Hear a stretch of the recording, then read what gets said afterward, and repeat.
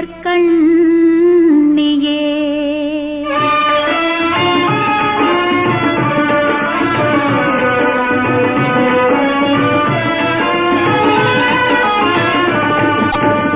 கொண்டை முடி அலங்கரித்து கொஞ்சம் கிளி கையில் வைத்து, கொண்டை முடி அலங்கரித்து கொஞ்சம் கிளி கையில் வைத்து, அஞ்சுக மொழிவுமை